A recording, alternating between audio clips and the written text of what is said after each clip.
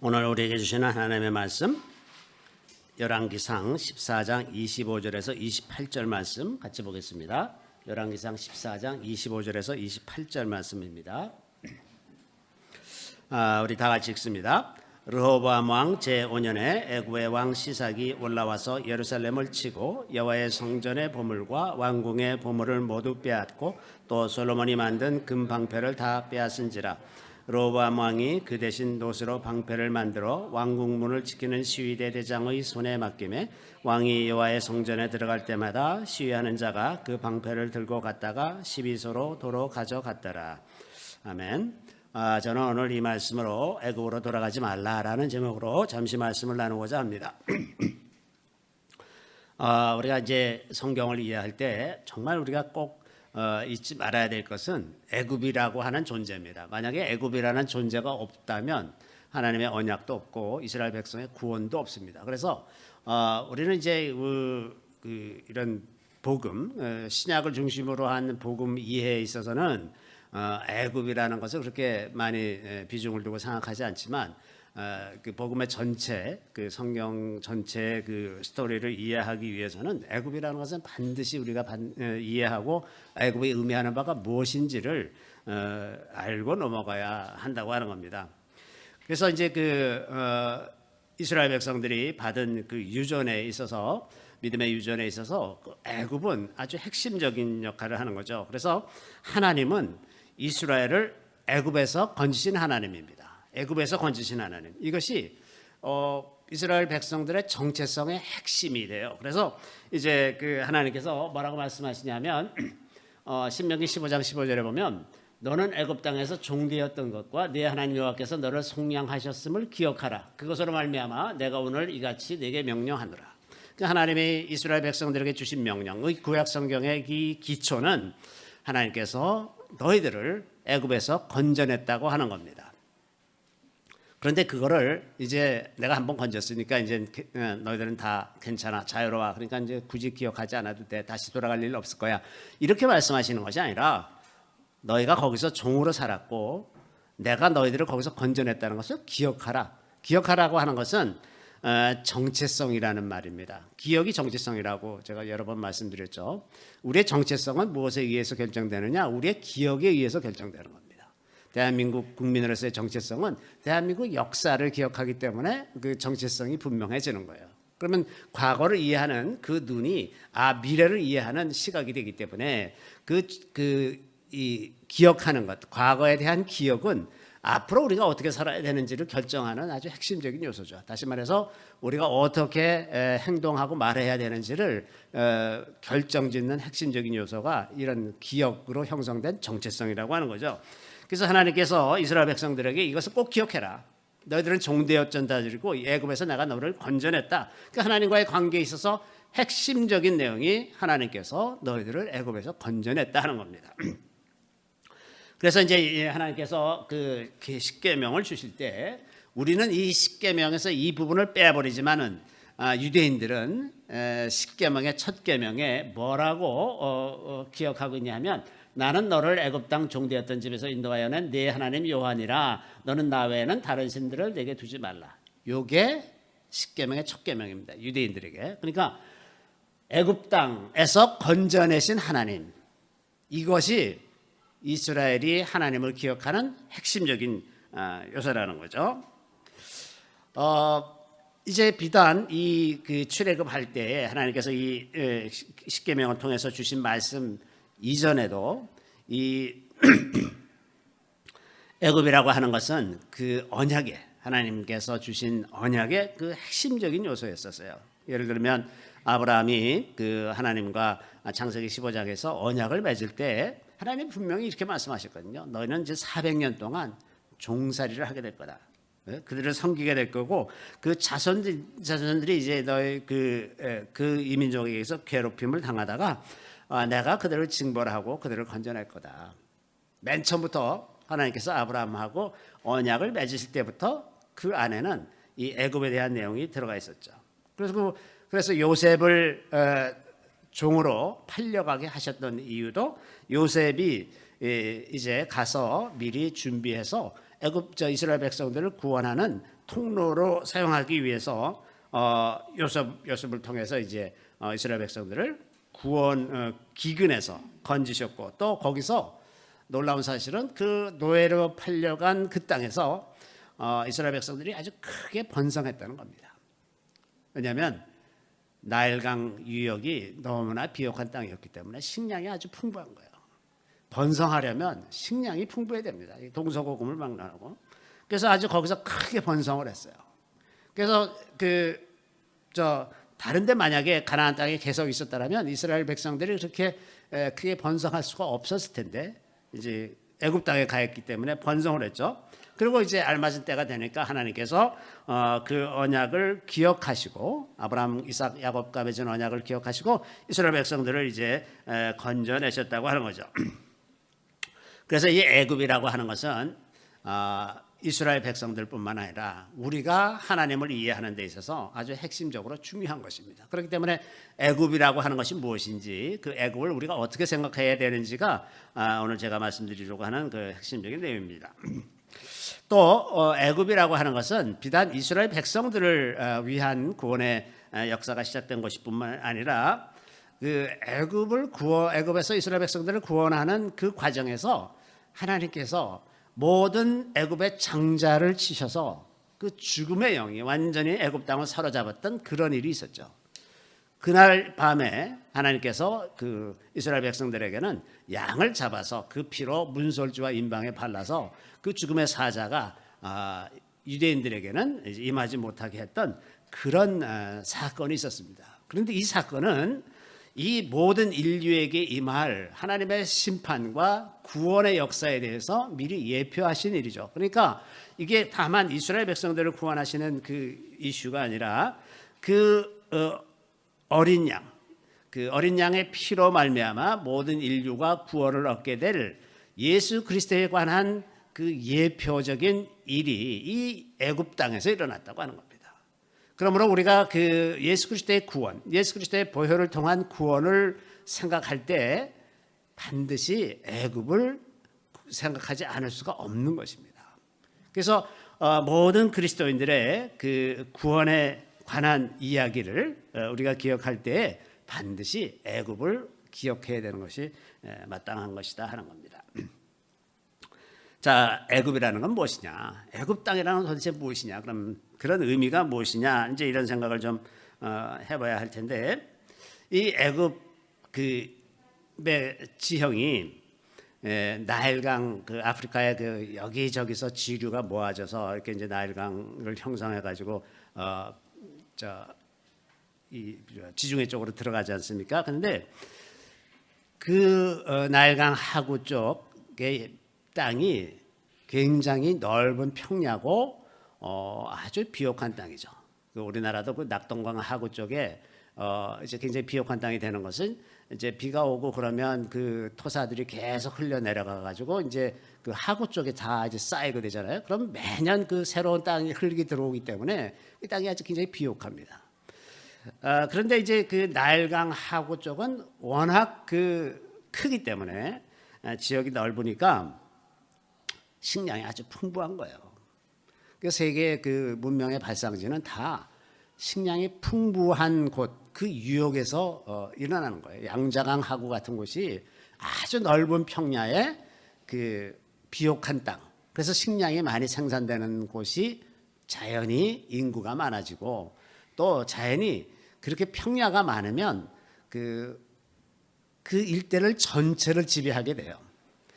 제가 그 군대에 있을 때 그 백마고지, 그 전투 치열했던 백마고지에 이제 거기가 지금 민통선 안이라서 보통 들어갈 수가 없는데, 백마고지 안에 들어가서 이제 무슨 작업을 했던 적이 있었는데 거기 딱 올라가 보면요, 왜 이 조그만 산 하나 점령하려고 그렇게 엄청난 전쟁을 했는지, 엄청난 그 전투를 많이 벌였는지 금방 이해가 돼요. 거기 딱 올라서면 그 일대가 이제 철원 평야인데 그 넓은 평야가 다 한눈에 들어옵니다. 그러면 그 고지를 하나 점령하면 그 일대 평야를 다 점령하는 거예요.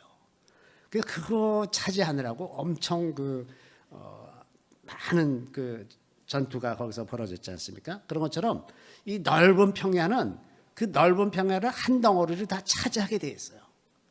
그러니까 그 넓은 땅에서 나는 식량들을 다 독점하다 보니까 거기서 아주 크게 번성할 수 있게 되는 거죠. 이런 것이 이 나일강 하구입니다.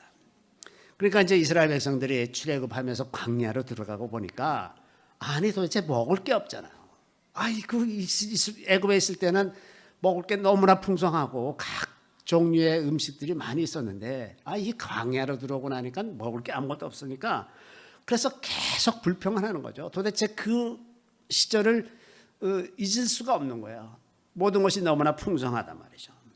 그러니까 이제 그 이스라엘 백성들이 모세에게 원망할 때 이런 말도 하죠. 너희가 어찌하여 우리를 애굽에서 나오게 하여 이 나쁜 곳으로 인도하였느냐.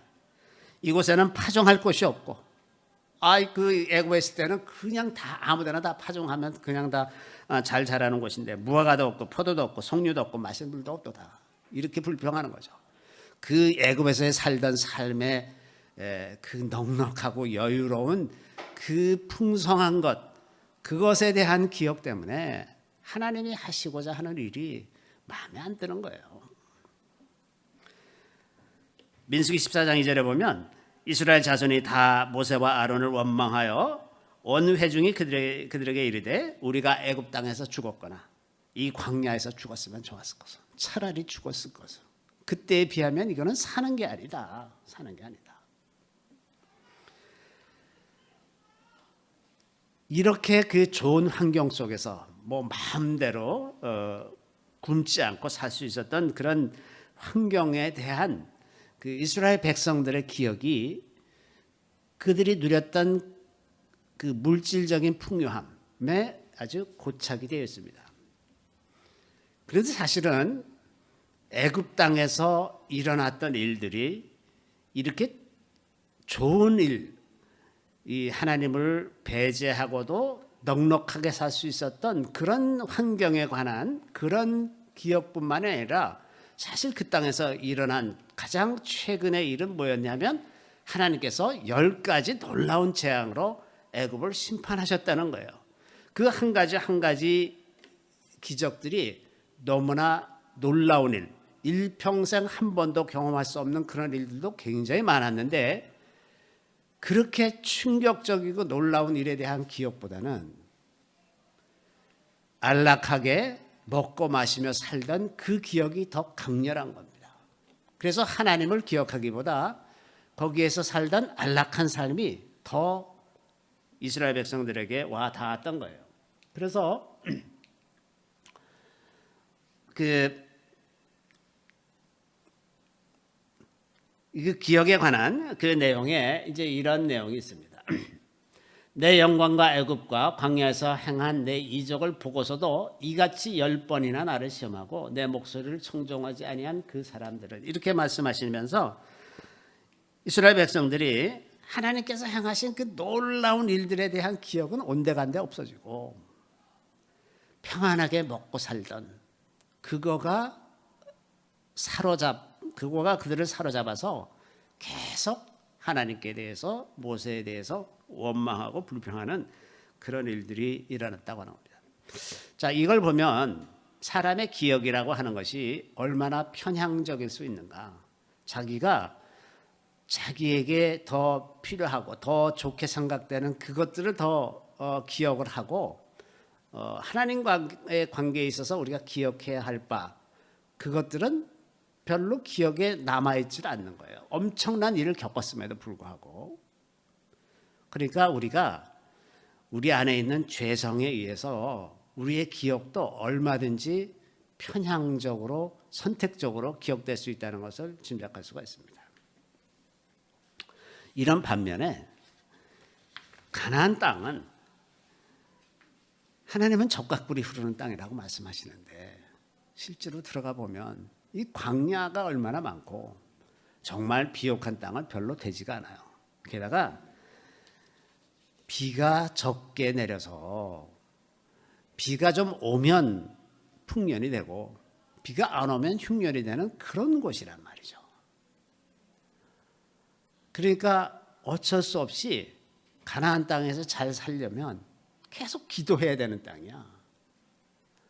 나일강에서는 언제나 물이 풍부하고 땅이 항상 비옥해서 하나님 잊고 살아도 아무 문제 없어요. 하나님의 도우심 없어도 잘 살 수 있어. 그런데 이 가나안 땅에 오면 여호와께서 너희의 땅에 이른 비 늦은 비를 적당한 때에 내리시리니 너희가 곡식과 포도주와 기름을 얻을 것이요. 이른 비와 늦은 비를 하나님께서 적당히 내려주시면 살고 아니면 못 살고 이러는 땅으로 가게 되는 거다 하는 겁니다. 그런데 하나님은 이 땅을 젖과 꿀이 흐르는 땅이라고 그렇게 말씀하시는 거예요. 자, 또 애굽이라고 하는 것은 그래서 사람과 문명을 의지하게 하는 것이죠. 그 고대 이집트가 이룬 그 문명이 엄청나지 않습니까? 그 피라미드 같은 그런 건축을 한 걸 보면 그냥 그걸 보고서 이미 이제 사람들이 아주 압도당하는 겁니다. 그러니까 이렇게 위대한 문명을 이룬 이 나라에 사는 것이 자기를 위해서 가장 안전한 길이라고 생각을 하니까 많은 사람들이 그 문명에 복속하고 거기에 이제 살기를 더 원하는 그런 곳이 되는 거죠.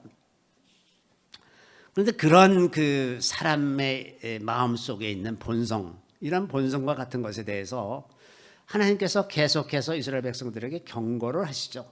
애굽으로 내려가지 말아라. 근데 눈으로 보일 때는 거기가 너무나 멋지고 화려한데 어떻게 우리 마음이 그리로 안 가겠습니까? 이사야 31장 1절에 보면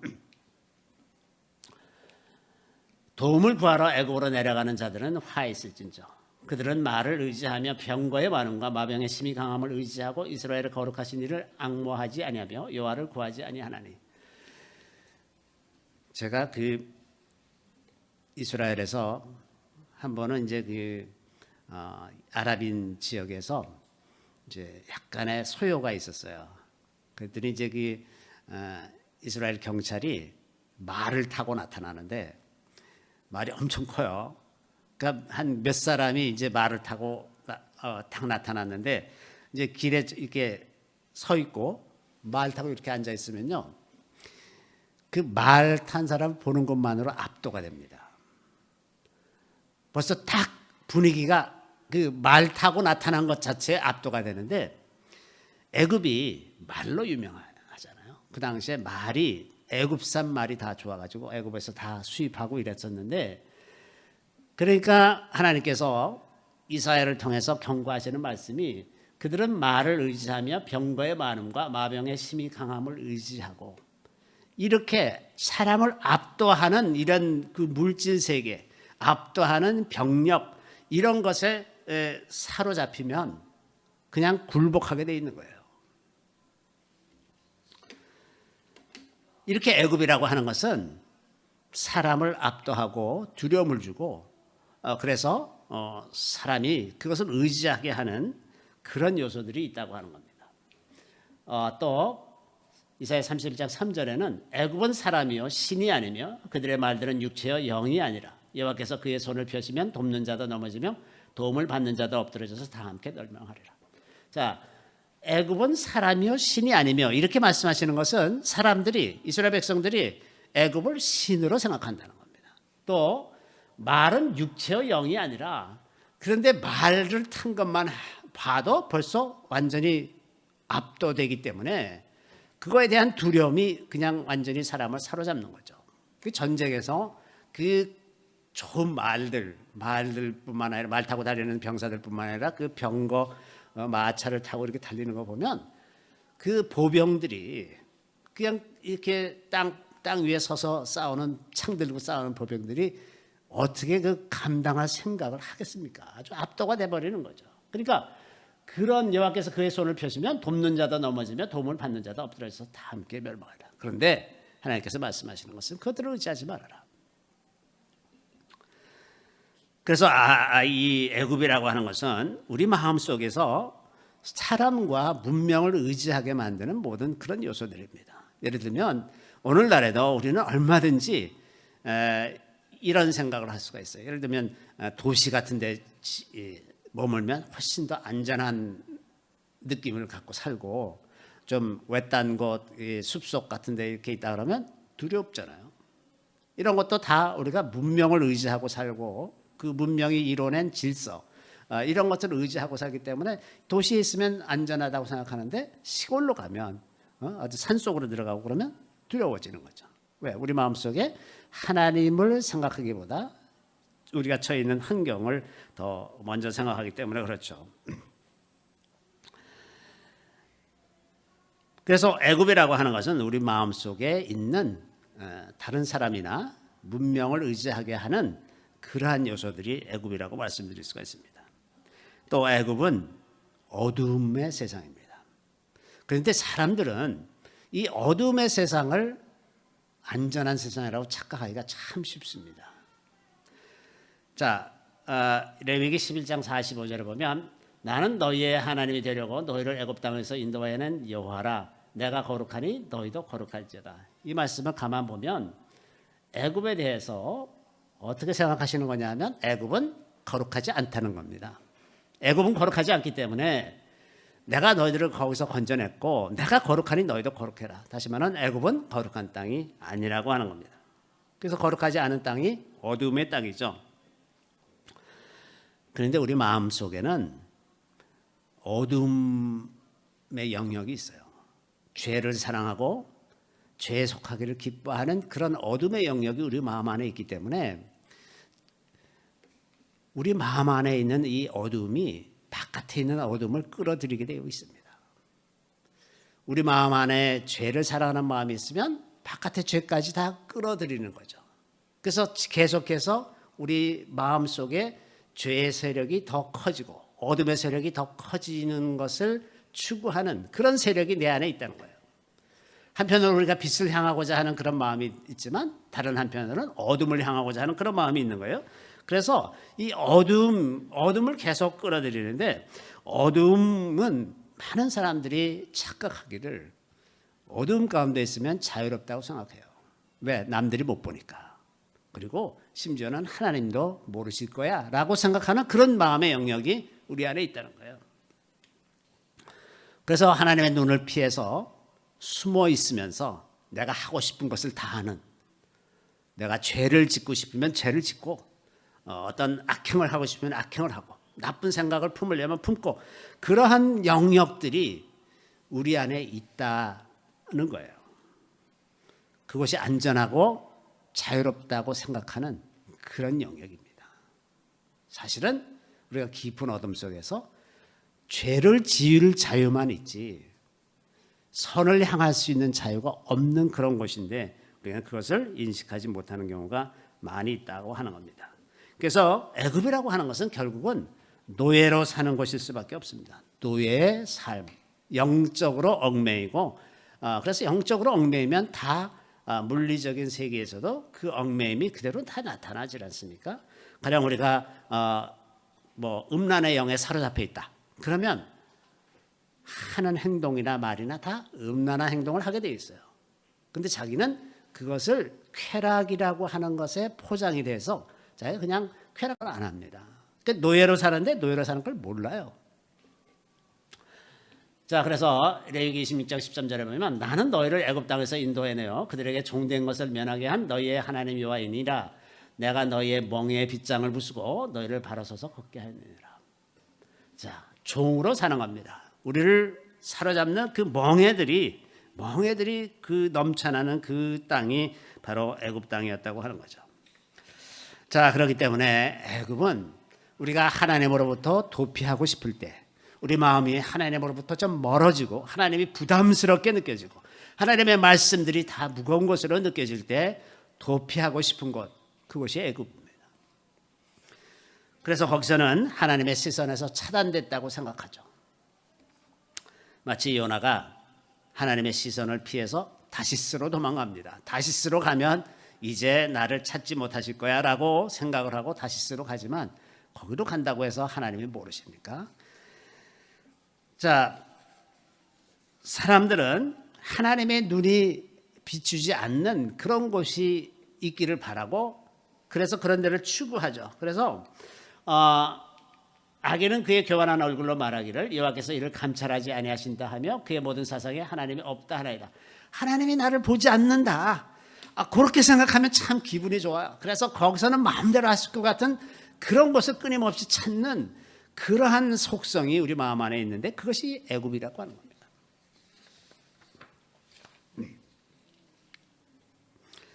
제일 제가 생각하기에 제일 중요한 것 중에 하나는 애굽이라고 하는 것은 생각하면서 살 필요가 없는 것이에요. 그냥 세상이 흘러가는 대로 가고 내 본능이 추구하는 대로 그렇게 살면 생각할 필요가 없어. 그리고 노예로 사는 거의 장점은 뭐냐 하면 자기 인생에 대해서 책임을 지지 않아도 된다는 겁니다. 책임이 없어. 다 남의 탓이야. 내가 이렇게 된 거 다 남의 탓이고 그래서 책임질 일이 없기 때문에 굳이 생각할 필요도 없어요. 그냥 시키는 대로 하고 그 결과도 다 알아서 하고 나는 그냥 노예처럼 그냥 굶지만 않고 살면 그러면 그것으로 만족하는 그것이 애굽입니다. 그런데 많은 그리스도인들이 뜻밖에도 이렇게 사는 사람들이 많이 있어요.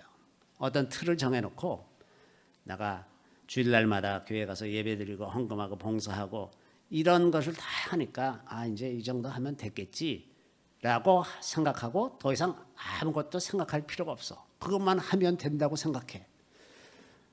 그러면 그게 그걸로 되느냐? 안 됩니다. 안 됩니다. 왜냐하면 자기 안에 있는 어둠을 돌아볼 방법이 없어요. 그렇게 생각하질 않아. 이미 구원받았다고 생각하고 자기는 죄인이 아니라고 생각하면서 그냥 습관을 따라서 아무 생각 없이 시키는 대로 그러고서 만약에 잘못되면 그건 내 탓이 아니고 목사님 탓이야. 이렇게 하면 되는 그 상태에 만족하는 그리스도인들이 뜻밖에도 많다고 하는 거죠. 그래서 이 애굽에서의 삶은 결국은 우리의 모든 것을 다 지배하는 그 모든 가치관이나 세계관이나 이런 것으로 우리의 모든 것을 다 지배하는 그런 세계가 애굽이라고 하는 거죠. 그래서 하나님께서 레위기 18장 3절에 보면 너희는 너희가 거주하던 애굽 땅의 풍속을 따르지 말며 내가 너희를 인도할 가나안 땅의 풍속과 규례도 행하지 말고 이 풍속 안에 세계관과 가치관, 인간관, 신관 이런 모든 것이 다 포함이 되는 거예요. 풍속이라고 하는 것은 단지 어떤 사람들의 습관이 아니라 그런 행동을 하게 되는 어떤 관계를 맺는 방식이라든지 어떤 행동, 말 이런 것에 모든 것이 다 이 영적인 데서 뿌리를 가지고 있기 때문에 풍속을 따르지 말라 그러는 것은 이 애굽이라고 하는 하나님을 배제하고 살아온 인류의 문명과 그들의 모든 가치관과 이런 물질주의적인 사고방식, 그 영적인 질서 이런 것들이 다 반영된 것이 풍속입니다. 그래서 그 풍속을 따르지 말아라. 이렇게 하려면 어느 풍속을 따르느냐? 하나님의 풍속, 성경의 풍속으로 바꿔야 된다고 하는 거죠.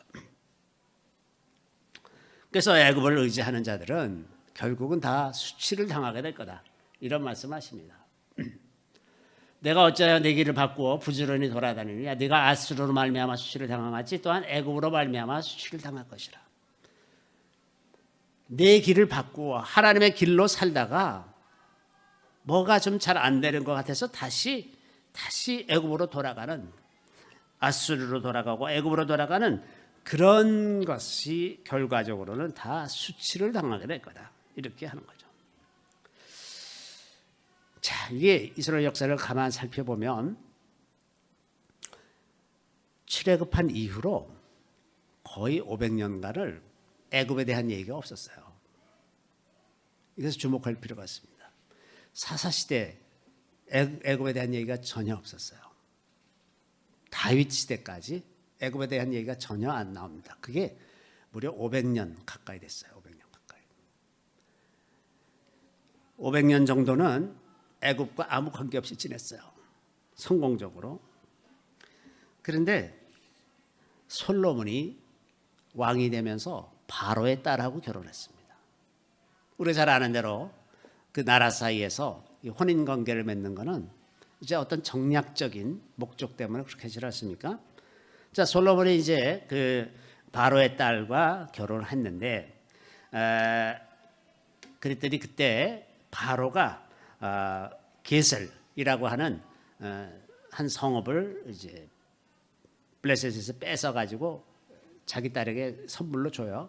근데 이 과정을 보면 애굽이 이 게셀이라고 하는 데가 지금으로 보면은 그 예루살렘과 텔아비브 사이 중간쯤 어디 되는데요. 그러니까 예루살렘에서 굉장히 가까운 데입니다. 그 가까운 데까지 애굽 군대가 들어왔다는 얘기예요. 그죠? 그 전까지는 애굽 군대가 들어온 일이 없었는데 이 혼인으로 말미암아 자유롭게 드나들 수 있는 관계로 바뀌었어요. 그래서 거기까지 와가지고 게셀을 점령해서 자기 딸에게 줍니다. 또 이제 솔로몬 때에 애굽에서 말을 많이 사들여 가지고 아주 대규모 상비군을 갖게 됩니다. 많은 병거와 말을 사들여서 곳곳에 이제 그 병거와 말을 지키는 그런 곳을 이제 요새를 만들어 두죠. 하나님께서 분명히 신명기에 보면 병마를 많이 두지 말아라 이렇게 명령하셨어요. 병마를 많이 두지라. 그리고 병마를 많이 얻으려고 그 백성을 애굽으로 돌아가게 하지 말아라. 너희들이 다시 애굽에 가서 말을 살 것을 하나님께서 미리 아시고 그렇게 하지 말아라. 애굽에 가서 말을 사오지 말아라. 그렇게 말씀하셨는데 솔로몬이 기어코 애굽에 가서 말을 대량으로 사와서 엄청나게 많은 상비군을 유지하게 되었습니다. 그게 솔로몬이 이제 이 애굽으로 가는 통로를 다 열어줬어요. 그 많은 교육을 하게 되고 그 바로의 딸이 와서 예루살렘에 살게 되고 이제 이렇게 하다 보니까 자연히 그 통로가 열리고 또 솔로몬의 대적들 가령 에돔 사람 하닷이라는 사람이 있었는데 이 사람은 선지자 그 아히야가 이 사람에 대해서 예언을 했어요. 그랬더니 이제 이 사람은 그 사람 아니군요. 요압이 이제 그 에돔을 진멸할 때 이 하닷이라는 사람이 어린아이였었는데 그때 살아남았다가 이 사람이 이제 그 이스라엘 땅에 계속 있으면 이제 죽을 것 같으니까는 애굽으로 도망갔어요. 근데 이 사람이 아주 좀 출중한 사람이었는지 바로가 이제 이 사람을 좋게 여겨가지고 바로의 처제와 자기 왕비의 동생과 결혼하게 했어요. 그래서 하닷이 계속해서 솔로몬을 괴롭히는 사람이 됐죠. 또 이제 이스라엘 분열의 핵심이 되었던 그 여로보암도 아히야의 그 예언으로 인해서 이제 네가 열 지파의 왕이 될 거다 하는 이런 예언을 이제 했더니 솔로몬이 그 이야기를 듣고 여로보암을 죽이려고 하죠. 그랬더니 이제 여로보암이 또 애굽으로 도망가서 거기서 세력을 키워서 다시 돌아오게 됩니다. 그래서 애굽이 이제 비로소 이스라엘 역사 속에 아주 깊숙하게 들어오게 된 겁니다. 그랬더니 이제 결국 마침내 르호보암 5년에 애굽이 침략을 했어요. 이번에는 그 전까지 솔로몬 때까지는 서로 그 통한한 관계이기 때문에 자기의 사위 솔로몬이 자기 사위니까 그때는 조용히 지내다가 죽으니까 바로 이제 들어왔는데 들어와서 뭘 가져갔냐? 모든 좋은 보물들을 다 가져갔어요. 그리고 성전에 있었던 모든 금으로 그 성전 내벽을 다 금으로 덮었는데 그거 다 띄어가지. 또 방패, 금방패를 만들었는데 그 금방패 다 가져가죠. 그러니까 돈 내는 거 다 가져갔어. 어떻게 알았을까요? 미리 딸이 와 있었으니까 이스라엘에 무슨 보물이 어떻게 있는지 미리 다 알고 있었던 거죠. 그러니까 르호보암 5년 만에 와가지고 다 가져간 거예요. 도략지대에서. 그리고 그때부터 사실상 남유다가 애굽의 속국이 됩니다. 이게 이제 돌이켜보면 참 안타까운 현상인데 그 500여 년 동안 애굽과 관계없이 잘 살다가 솔로몬이 이제 그 애굽으로 가는 길을 열어놓으니까 교류가 되고 정보가 왔다 갔다 하고 이러다 보니까 이제 결국은 애굽의 속국이 되는 그런 상태가 있었죠. 우리 안에도 애굽으로 향하는 마음이 있습니다. 우리는 종종 그 물질적인 넉넉함에 만족하며 살려는 성향이 굉장히 강하죠. 조금만 좀 여유가 생기면 그러면 다 된 것 같고 안심하면서 살 수 있을 것 같아요. 그래서 눈에 보이는 것에 우리 인생의 안전을 두고 살려는 성향이 우리 안에 있습니다. 이게 애굽이에요. 우리 안에 있는 죄악의 습관들, 어둠의 습관들에 대해서 우리가 관심을 갖지 않아요. 거기가 애굽이에요. 관심 갖지 않고 살아도 괜찮은 곳, 지금 이대로 아무 생각 없이 살아도 되는, 자기 자신을 성찰할 필요가 전혀 없는 그런 삶을 사는 곳이 애굽입니다. 또 이 애굽이라고 하는 것은 이웃에 대해서 참 무관심한 곳입니다.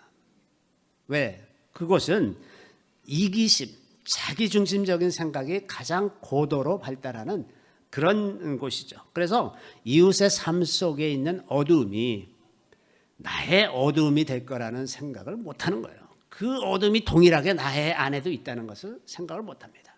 그 사람들이 지지를 못 살고 어두워지고 그 고생하고 병들고 이러는 건 그 사람이 잘못한 거고 나하고는 아무 관계없다, 이렇게 생각하게 하는 곳이 애굽이에요. 그리고 무엇보다도 애굽이라고 하는 것은 하나님에 대한 기억을 습관적으로 배제하는 곳이에요.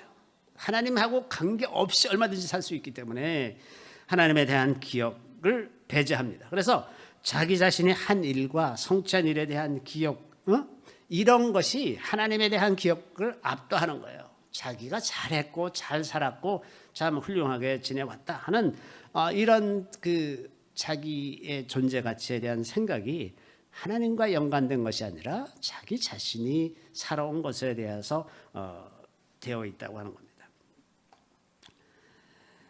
이런 것이 애굽이고, 이 애굽이 우리 마음 안에 늘 있다고 하는 겁니다. 그래서 하나님께서 애굽으로 돌아가지 말아라, 하나님이 아닌 것을 의지하고 살아가는 우리 생각과 마음의 습관들을 좀 덜어내면서 사는 것이 우리 안에 습관이 되지 않으면 우리는 언제라도 수시라도 쉽게 애굽으로 가는 거예요. 그래서 자꾸 이스라엘 백성들이 광야에서 그랬던 것처럼 자꾸 불평을 하는 겁니다. 아무리 광야에서 많은 하나님을 체험을 한다고 하더라도 계속해서 애굽으로 가고 싶은 거예요. 그것이 우리 안에 그렇게 강렬한 겁니다. 그래서 사도 바울이 이렇게 얘기해요. 내가 내 몸을 쳐 복종하게 하면 내가 남에게 전파한 후에 자신이 도리어 버림을 당할까 두려워함이로다. 우리 안에 계속 이 애굽으로 향하는 성향이 있기 때문에 내가 내 몸을 쳐 복종하게 하는 겁니다. 자꾸 복종하면서 살려고, 하나님께 복종하면서 살려고 자기 자신을 자꾸 연단한 겁니다. 그 내 몸을 쳐 복종하게 하려면 무엇이 필요합니까? 자기 자신을 성찰하는 것이 필요한 거예요. 자기가 어떻게 되고 있는지도 모르는데 무슨 쳐서 복종하는 일이 있겠습니까? 자기를 계속해서 성찰하고 자기 내면을 들여다보고 있어야 내가 이렇구나, 내가 이렇구나. 그래서 자기 몸을 쳐서 복종하게 하는 그런 훈련이 계속해서 일어나게 하는 겁니다. 그렇게 하지 않으면 바울이 염려하는 것처럼 우리가 도리어 버림을 받지는 않을까, 이런 생각을 좀 할 수가 있어야 되는 거죠.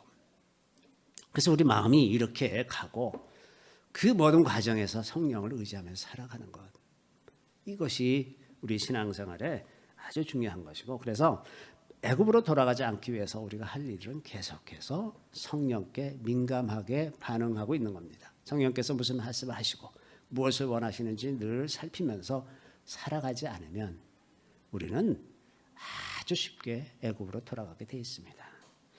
자, 우리 잠시 기도하겠습니다. 주님, 우리 안에 있는 어둠이 계속해서 우리를 애굽으로 이끌고 깊은 얼음에 빠져서 그곳에서 그냥 안락하게 평안하게 지내는 삶을 추구하게 만드는 것을 우리 안에서 바라봅니다. 주님, 저희들을 불쌍하게 해주시기를 원합니다. 이렇게 저희들이 무지하고 어리석으니 어찌 모든 악한 영들과 싸우며 나아갈 수가 있겠습니까? 그들은 참으로 교활하고 간사한 방법으로 우리의 마음을 사로잡고 우리의 생각을 사로잡는데 우리는 그것을 미처 알지 못하고 속절없이 그들에게 당하고 무너지고 우리의 인생을 스스로 망치면서 살아가고 있는 저희들을 바라봅니다. 주님, 불쌍히 여주시기를 원합니다. 우리에게 지혜를 주시고 분별력을 주시며 우리 마음 가운데 무엇보다도 하나님을 향하고 하나님을 의지하는 마음과 성령의 도우심을 구하는 마음을 갑절이나 부어주셔서 우리가 늘 깨어서 하나님을 향해서 한 걸음 한 걸음 더 가까이 나갈 수 있는 저희들이 다 되게 하여 주시기를 우리 구주 예수 그리스도의 이름으로 감사하며 기도드리옵나이다. 아멘.